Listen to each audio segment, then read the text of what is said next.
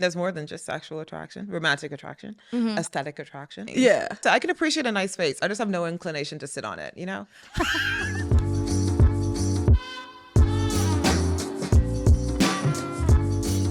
Hi guys, welcome back to Tea at 4. My name's Christie and this is the podcast where we talk all things that normally stay in the group chat. In today's episode and for Pride Month, we are inviting people from the LGBTQIA plus community to learn about their experiences in a super open, honest, non-judgmental, nothing off limits way. And today we are with the beautiful Yasmin Benoit. Woo! Yeah! How are you? I'm great, thanks. How are you doing? I am very well. I'm excited that the sun is out because usually London, the weather is terrible. But I'm glad that you're here and I'm excited to have this lovely conversation with you. So we're going to jump right into it and just get to know more about you, Yasmin. So my first question to start off the series is, what are your pronouns and what do you identify yourself as? My pronouns are she, her, and I'm asexual and aromantic. So Asexual and aromantic. And for those listeners and for myself also, because I'm super curious, I don't know what it means to be asexual. So could you describe what asexual means to the viewers and to ourselves here?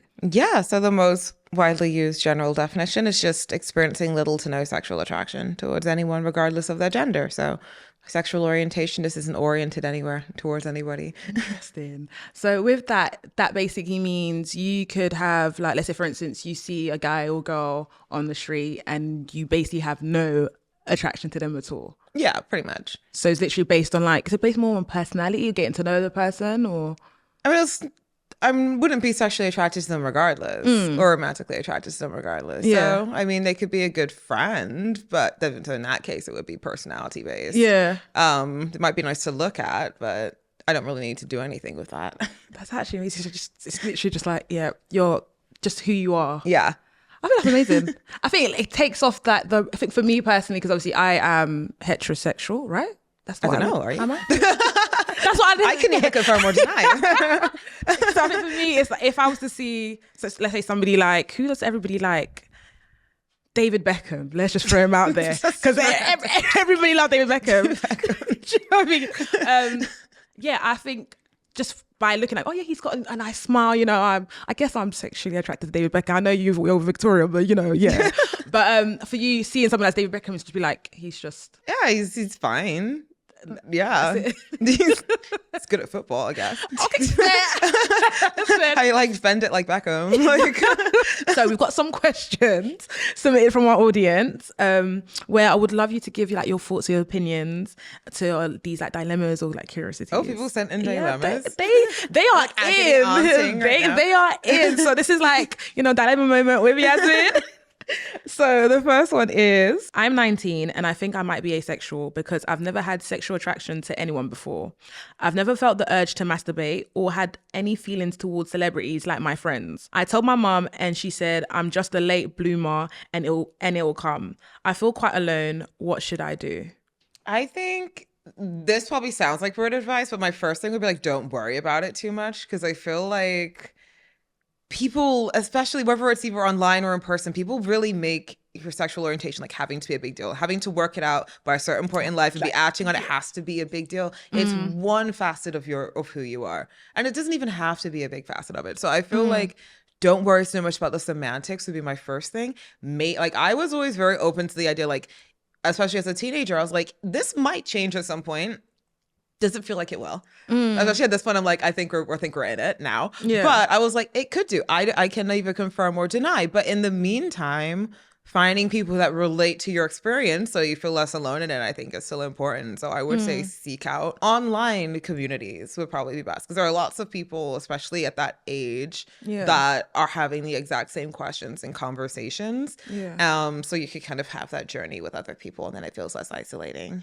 Note that down. Take that down. The next one I have is, I'm ace and romantically attracted to women, but dating is so hard.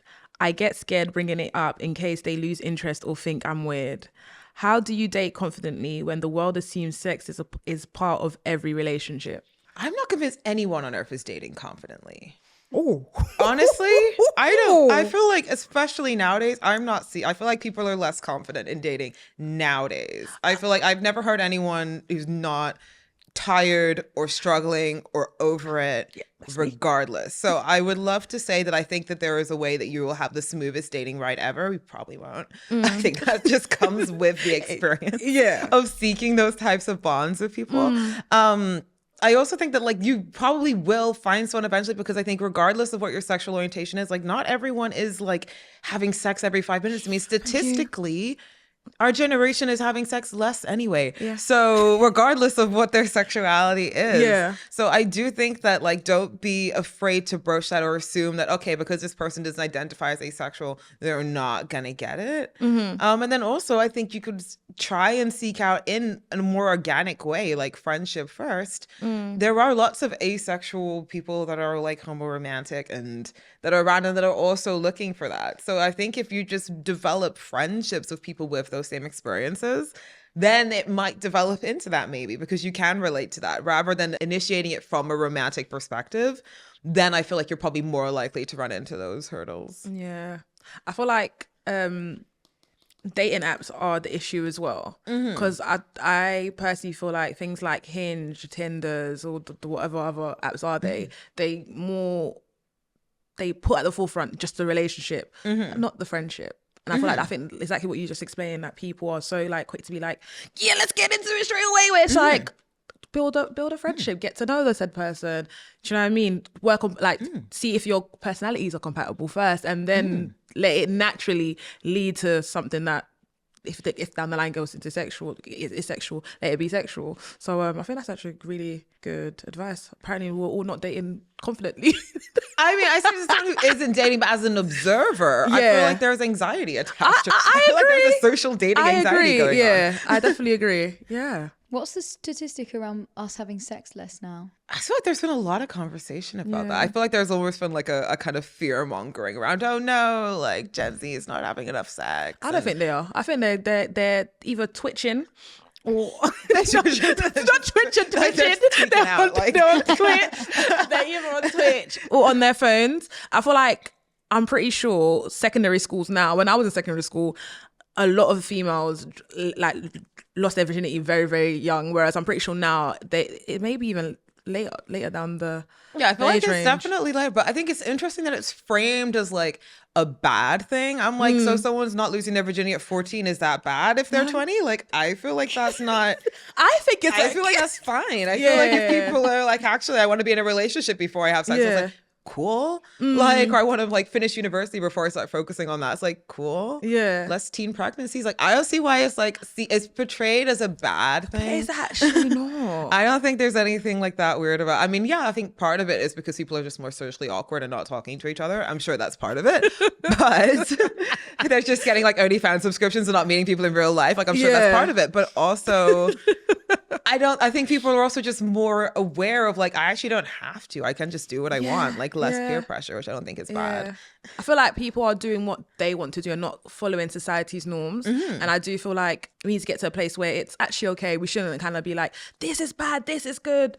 Let people do, as long as they're not hurting, as long as you're not hurting anybody, do what you need to do and do life the way you want to do life. Be accepting to stand on business. That's what I'm trying to say. Yeah, period. Just let people do what they're doing. It's fine. You go. I want to know, so you say you're asexual. When did you identify that you were asexual? Like, what age were you? Was it something that you always known, or how was that experience for you discovering?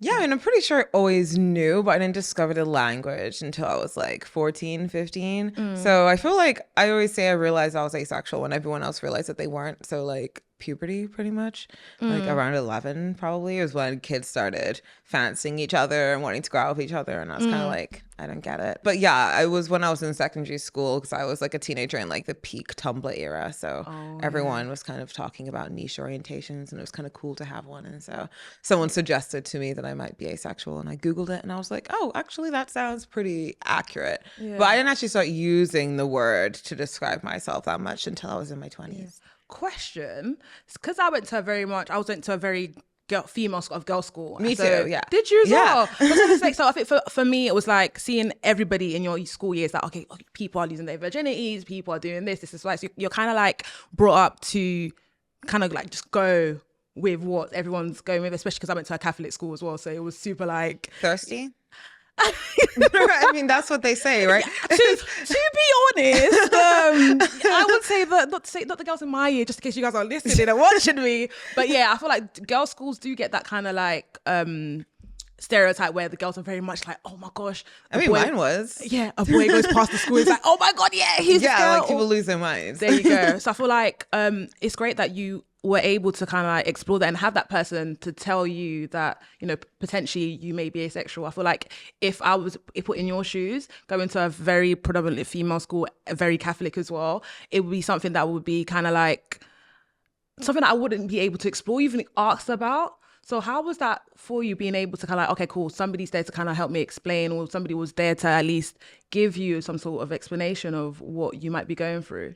I mean, to be fair, I don't feel like they were actually trying to be helpful. I think they were just trying to inquire a bit too much into my business. Like, I don't think they were trying to be helpful. Yeah. Because I mean, as you know, like there is a thirstiness to all girls schools, I think. Although in my case, it was a very bi-curious all girls school. Okay. It wasn't a religious one. Yeah. So the absence of boys and people were just hooking up with each other. So it meant that like, yeah, it was very obvious that I just wasn't doing anything in either direction. So the question was less, how do we be helpful for Yasmin, and more, what is wrong with Yasmin? Let's work it out. And thus people just wouldn't stop asking me questions until eventually someone was like, oh, you sound like you're asexual. And I was like, okay, whatever.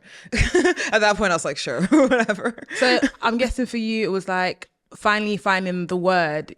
Those feelings were, okay, cool, I know what it is now. I can now explore it in my own way to kind of understand myself more and stuff. Because I can only imagine that if you didn't have that person or somebody to come and tell you, oh, this is what you are, you would have just gone on the internet, search it that way. So I feel like how was it for you to finally put that word to your feeling, find a word to explain your feelings? It actually probably wasn't as helpful as people would think, because he wouldn't believe me anyway. So it didn't really make that much of a difference. Like, even when I had the word and then I was able to finally answer all the questions people were asking, the response was just, oh, no, you're not. You must just be this or that. Like, no one, even though I was in an environment where people believed in asexuality, because again, it was very Tumblr-esque at my school, they didn't believe in it for somebody Black. So it was pretty useless for me for many years.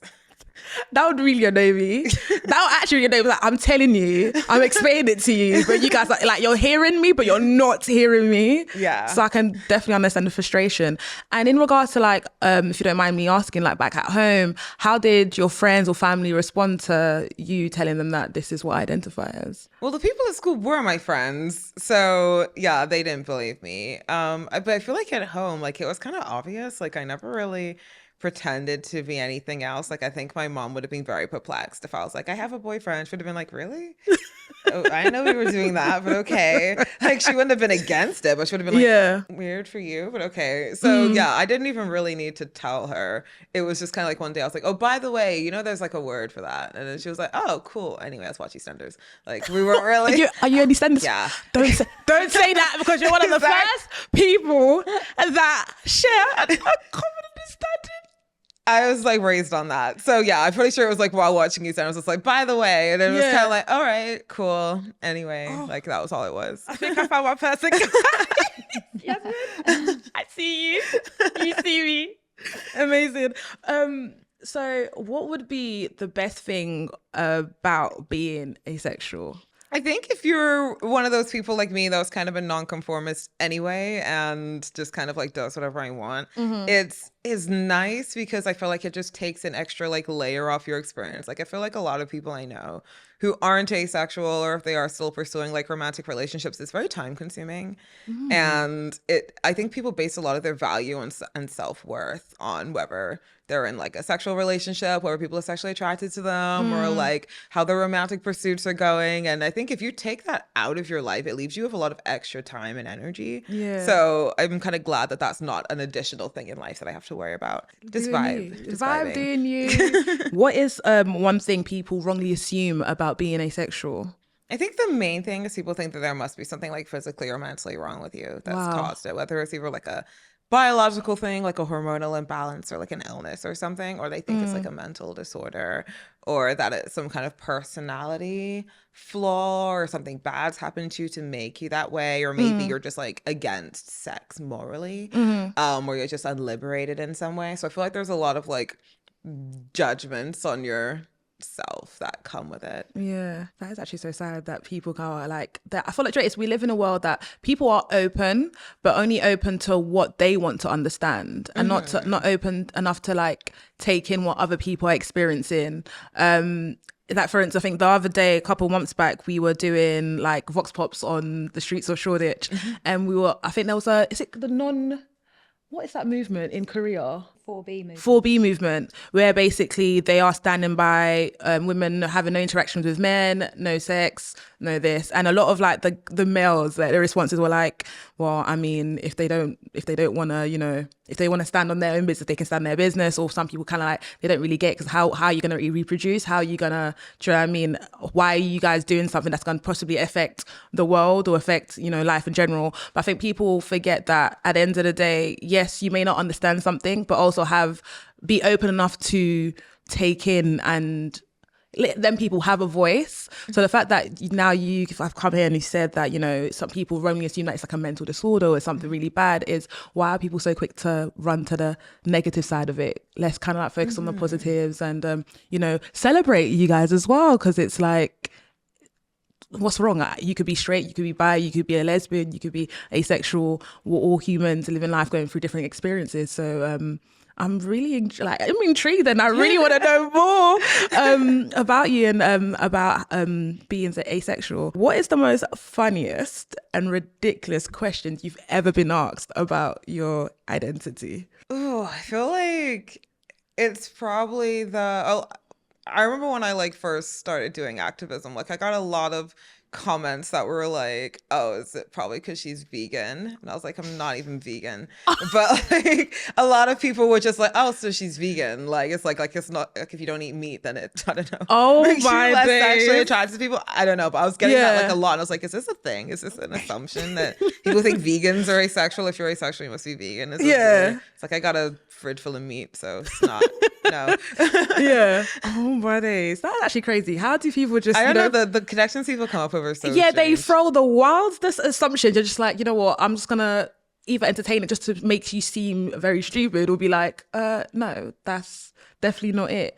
I would like to know, what do you wish your younger self, like young Yasmin, had been told about attraction, desires, and identity? Because I do feel like when you're a kid, especially growing up watching TV, a lot of things are literally just black and white, male or female. So what do you wish you were told, your younger self was told about like your desires, your attractions, and your identity? I think I wish I was told that asexuality was like a legitimate thing, because I was pretty young when I discovered it. But because it was something I was only hearing about in like niche corners of the internet, it was not in the curriculum, it wasn't on TV, it wasn't in anything. So I had no reason to be like, is this actually a thing, or is this just something that teenagers made up because they were bored? So I would have liked it to be like reaffirmed. Yeah. In society in general as an option, because it was very much like you're straight, gay, or bi, and like those were the three that you could be, and there was nothing else. Do you think that's the reason why like the percentage is so low of people like coming out and actually just claiming that they are, just because obviously all of those aspects that you just mentioned? Or do you think if those things they didn't exist, then you will probably know like more people that are asexual, people be more prone to like, you know, come out and be confidently themselves? Yeah, I mean, I think it's definitely an awareness thing. I think that like I'll often like meet or work with people who are like in their 50s and 60s, and they've only just discovered the word, but they always were asexual, but the information just wasn't accessible to them when they were younger. So I do think that there was probably statistically more asexual people than people think. But yeah, people just don't have the opportunity to discover the language. So and then I also think that for some people, they just choose not to use the language, because as soon as you do, there's an extra layer of discrimination that comes on top of actually having a sexual orientation that's not straight. So some prefer to fly under the radar. In your opinion, what do you think needs to change I think asexuality needs to be included in the curriculum. I think we need to be included in the Equality Act. I think we need to be included in hate crime laws. And I think we need to be included in the conversion therapy ban would be my top 4. And do you think it's more, I don't know, I feel like with the US, maybe because obviously when we're doing the facts, stats and fiction, a lot of the stats were from the US. So do you feel like if the US push it out more, then obviously more other Western like countries will be more open to kind of like having those conversations? Because I do feel like in the UK, you don't hear it as much. If it wasn't for T4 like come reaching out to you, I'll be like, oh my God, I actually didn't even know that, you know, people were asexual, or like, of course it was LGBTQ first and now it's LGBTQIA, so it's more inclusive to other identities that are not in the forefront as well. So do you feel like if the US did more kind of like to push to speak about these conversations, do you feel like other countries, neighboring countries, or even us in the UK will be more open to? I mean, to be fair, I feel like the UK and the US are more or less on par with their things, but it's always been a fringe conversation. So it's been happening for, I mean, like people have been talking about asexuality since the 1800s, but no one's really paying that much attention. So I think it's more just a case of people actually expanding the conversations about sexuality that they're already having and just thinking about it a bit more, as in if people are sexually attracted to people, then naturally there are going to be people that aren't sexually attracted to anyone, just as a natural consequence. But people don't really think about it. But yeah, because I feel like it's always been around. Like I was hearing about it in the 2000s. Like it had a big mainstream moment in like 2001-ish to kind of like 2004. So like it's been in the mainstream. It's been on TV shows. It's been in everything. People just don't notice. They don't know. That's actually, yeah, to be honest, because I was within the Tumblr phase, I love the Tumblr, but if you were to tell me then, oh yeah, people identify, or you identify as asexual, I'd probably be like, what do you mean I don't quite get it? Whereas now I think like it's more, people are more prone to kind of like listen and are more open to take in the different identities and understand people of different identities and how they identify themselves. I was gonna say, you recently went to Washington DC. Was it for Pride? Yeah, World Pride was there this year. How was that? It was crazy. It was good. Like it wasn't like as contentious as some other prides I've been to. Like Trump didn't try and like interfere or anything, which is what I was kind of worried about because we were like right there. Yeah. I know. I feel like they're in a kind of a similar spot to the UK. I think the UK and the US mirror each other a lot. I think what happens over there impacts what happens over here in a bad way too. So yeah, like there was just a lot of people who were doing great work that just didn't have jobs anymore because Trump had just pulled funding from everything, which is also impacting organizations over here. So I think that everyone in America was so mobilized and so like coordinated and aware. I'm curious to see whether the UK also keeps that energy, because I definitely felt like people were just a lot more conscious of things over there. Would you go back to America, even though like with the current climate of what's going on there? How do you think that's going to affect stuff like Pride, like events like Pride? I mean, it was harder getting through the border. So in that sense, that could always be an issue. But even as a British person, they were like, which I didn't expect. I thought they'd be cool with British people, but apparently not. But I think it's all the more reason to go there, because I feel like, again, like what happens there impacts what happens here. Like as soon as Trump said, like, screw DEI over there, places have started cutting it over here. So I also feel like asexuality is still it's even more, I think, of a fringe conversation in parts of the US than it is here, because I think it's just because the UK is a smaller country, it's easier to have a wider impact, whereas different states will have completely different things over there. So like it might be a hot topic in New York, but it's not in Iowa, you know? So it's like I feel like there's so much to do there. So I would definitely be up for going back, but it might be harder to do that in the future, I think. Don't give up. You started, you keep going. I want to like touch on to like relationships, because I know I mentioned David Beckham earlier, but I'm really intrigued because it's like, especially, let's say, have you been in a relationship? No. No.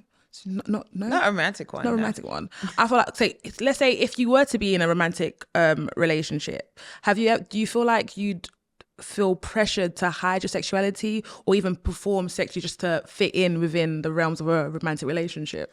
Well, I wouldn't have a romantic relationship in general, because I don't experience romantic attraction either. So there wouldn't really be any point in me like doing that. Yeah. Like I just have platonic relationships and like that's good for me. I think as being heterosexual, sometimes you can have a platonic relationship with a male, but then there's always that kind of like boundary where you can't be overly friendly because then it's like, or they're going to think that, you know what I mean, you're attracted to them, or they can't be too overly friendly, or they can't be too in line with like, oh my God, what are you doing today? Or like, do you know what I mean? Very like, I think expressing your feelings when it comes to like platonic relationships, sometimes there's a boundary that you can't really cross. But I'm guessing for you yeah, don't have I mean, that. I've definitely seen that. Like, I think particularly with guys, like I've noticed that like once I say I'm asexual, if they believe me, you see this like weight lift off them where all of a sudden you're just a human. Yeah. Because I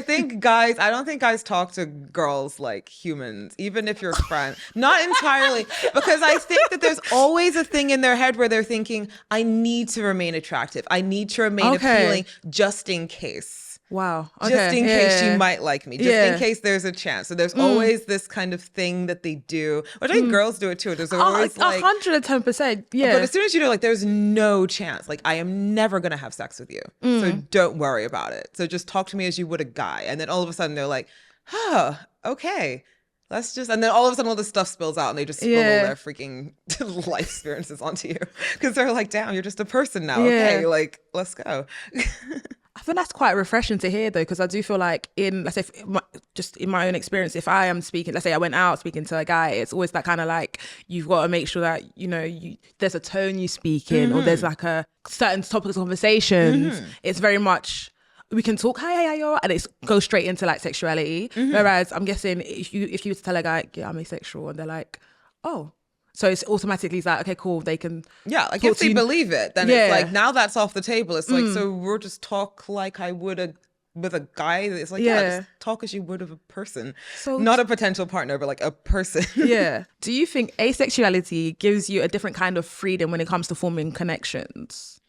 I think so, because I think that there's as you kind of mentioned, there's a very specific script that people follow when they're talking to each other. Again, with this idea that this could potentially, even if you're not looking for it, I feel like there's still something in people's heads where they're like, but if it could, or maybe he might be interested, or maybe it might turn into that. So let me still try and remain in a certain way just in case. So I feel like, I don't know, like even with like, I don't know, asking about your relationship experiences, or asking about like people kind of evaluating each other's worth and like compatibility, I think, based on that. But if you just don't have that, then it just kind of opens it up in a different way, because I've never felt the need to follow any kind of script with that. See, I think this is why I don't go out as much as I used to, because I feel it's always that kind of like, okay, cool, I'll be at a bar, person buys me a drink, and now all of a sudden it's like, oh, are you single? Are you this? Why can't we just talk about how's your day been? Do you know what I mean? Like, what are you drinking? Do you like that drink? What do you suggest? What movies have you seen recently? Thank you. Like, did you watch the last episode of EastEnders? Yeah, like How was that?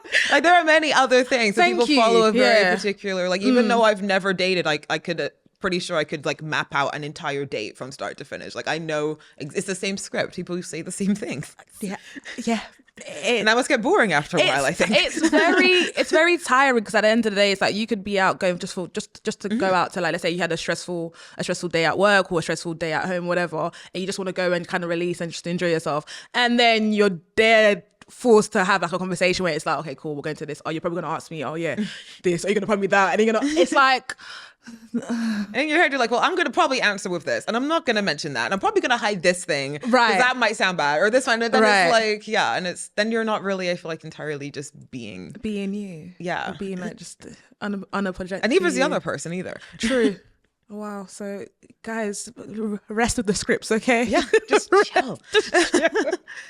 So we're gonna go into the most Googled questions about being asexual. So this is going to be quite interesting, because I think for me the first thing I would do will probably go on Google.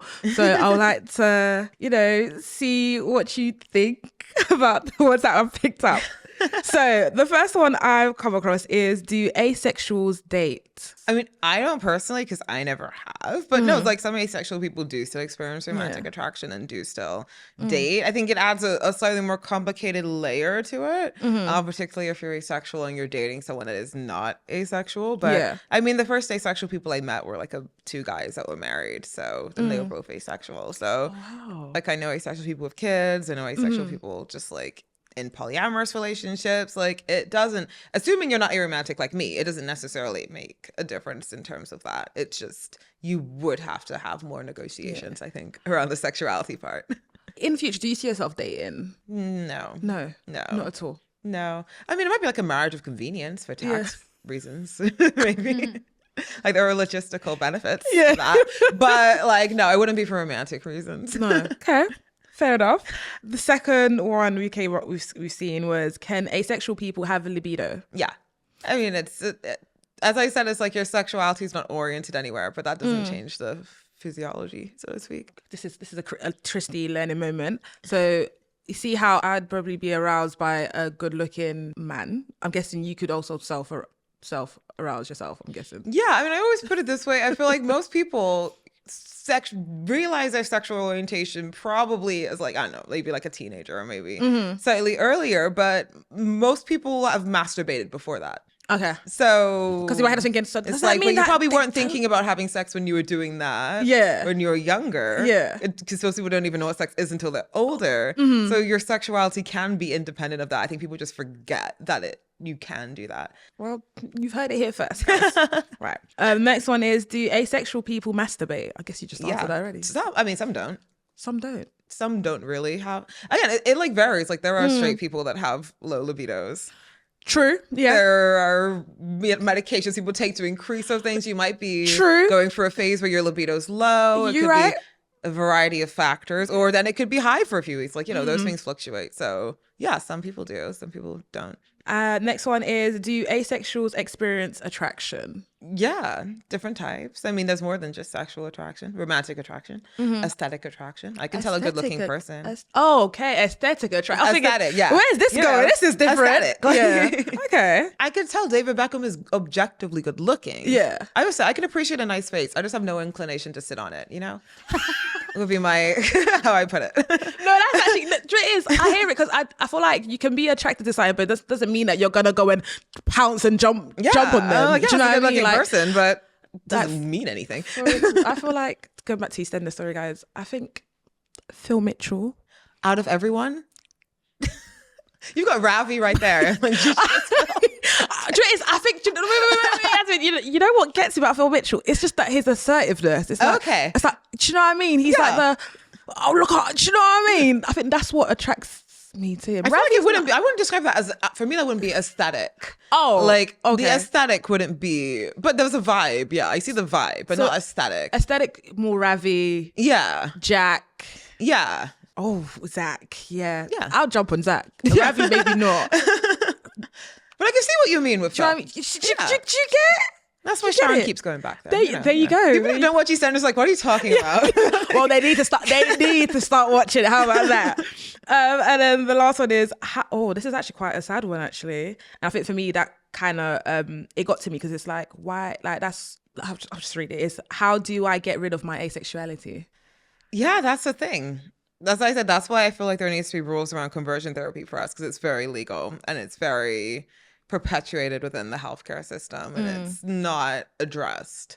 Like the government found we're 10% more likely to be offered or to undergo conversion therapy compared to other orientations. And I feel like people don't really talk about that. Like people suggest ways to fix you from the time you mention it. Like I've been getting that since I was like 14. So I can understand why people would be Googling that, because that's what people tell you to do. I'm so sorry. That's actually... I mean, I didn't try to fix anything. I was like, wait, cookie crumbled how it crumbled. But that is what people tell you to do. So I get why people would be looking that up. Yeah, that one really got to me, because it's like, why would you want to like change yourself so much? It is you should be able to embrace it.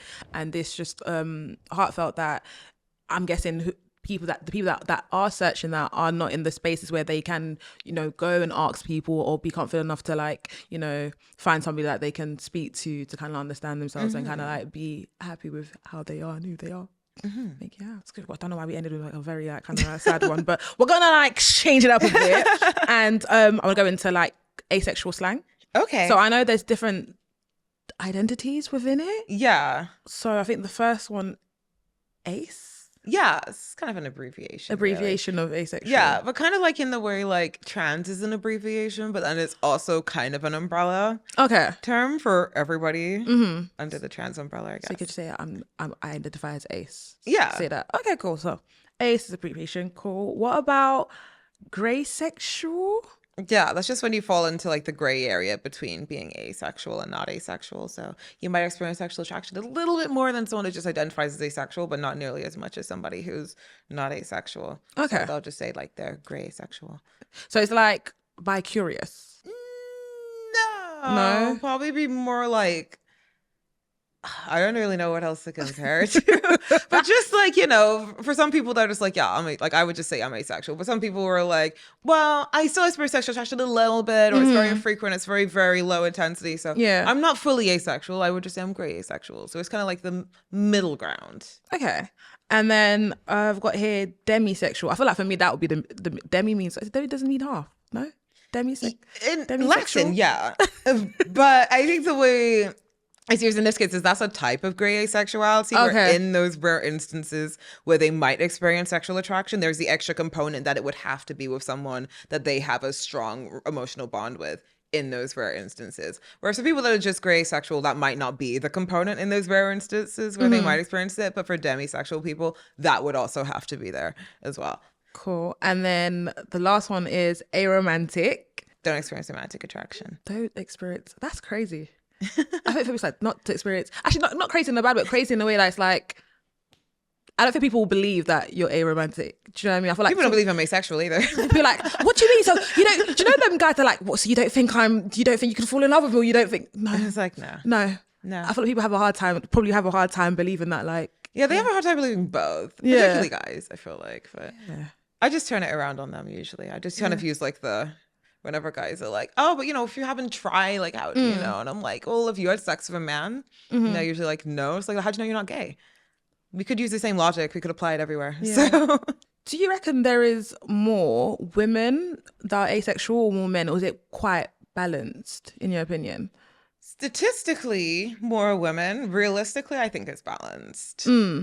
Because I think women are more likely to identify with it. Yeah. Like, I remember there were studies in like the early 2000s that said that there just were no asexual men. And I was like, personally, I know more asexual men than asexual women. But if you were to go online, it looks like there's more asexual women than asexual men, just because I think for men, there's like another layer of stigma because for many years, people just assumed that women were asexual anyway. Like you're just supposed to lie back and think of England and not even enjoy sex in the first place. So I feel like there's slightly less stigma attached to being asexual as a woman, whereas your sexuality as a man is very tied into the concept of masculinity. So men are just less likely to be waving flags around. Explaining like that actually kind of makes, if you think about it, like back in history, like the Romans, Henry VIII, it's very much like, that kind of like patriarchal type stance. So I do kind of get why they would seem as if there's more women than there is men. That's good that you know actually more men though. They're just not as obvious about it, but I do. We're going to go into a section called Stats, Facts and Fiction, which is a nice little warm up to get us into the vibe, into the mood. And our producer Bob will be leading this section for us. So are you excited to get into it? Yeah, let's go. Let's go. So I'm going to give you some facts and then you two can have a little discussion, deliberate and see what you think the answer is. Cool. And then I will tell you. So what percentage of people identify as asexual? Oh, should I go first? I'm going to say 21%. It's lower than that. Really? Yeah, it's like between like 1 or 2%. I feel like on average. 1 or 2? Yeah.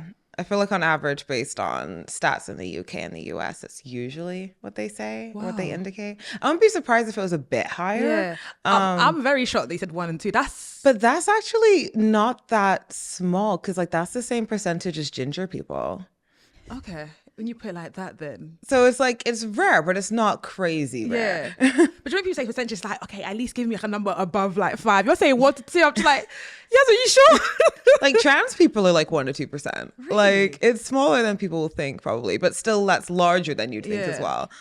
Okay, I'm intrigued. What is the actual, is that actually the answer. Correct, yeah. Around 1 to 2% of people. I was thinking Likely underreported, but not even like 12, like a 12%.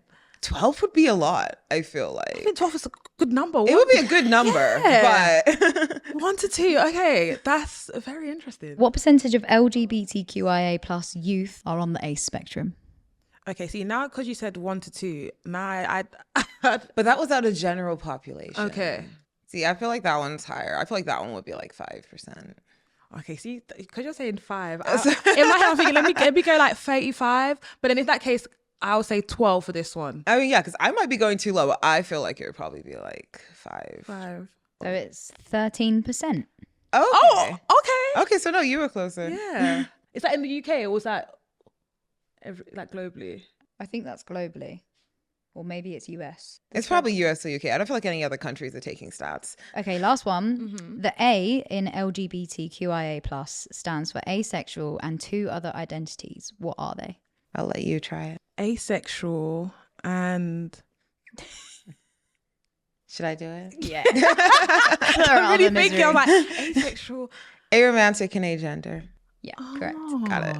Aromantic and... So what's aromantic? That's when you don't experience romantic attraction. And then agender? So you Don't have a gender. So it's not non-binary then? No, it's not. Well, yeah, kind of. I mean, it would probably fall under usually under the T if you're going to kind of like adjurate them together. Interesting. Girl, I'm learning something new today. I love this. This is what I love about Tea at 4. You learn something new every single day. Yasmin, thank you so much for joining us on Tea at 4. Literally everything that you said, I'm pretty sure it's resonated with somebody that's listening. And honestly, it's been very eye-opening for me as well, especially because I came with so much curiosity. I was like, I need to know this, that. And you literally answered everything to the T. And love that we're both EastEnders fanatics. So that is just 10 out of 10. So thank you so much for joining us. And for those of you listening, watching us at home, thank you so much for joining and taking it part of this conversation. Feel free to like, comment, and subscribe. Follow us on Instagram, Tea at 4 podcast, and we will see you guys on the next episode. Bye. Woo!